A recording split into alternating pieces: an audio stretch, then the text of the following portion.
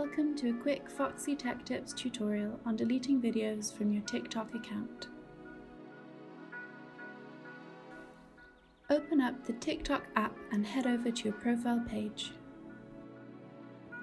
Tap on the video you'd like to remove. Now tap on the Settings button. It's the three dots below the comment icon here. Scroll to the right until you see the option to delete the video. Now just confirm the deletion. Your video is now permanently removed from TikTok and cannot be recovered. And that draws an end to this tutorial. Please like the video if it helped you and subscribe to Foxy Tech Tips for more TikTok tutorials.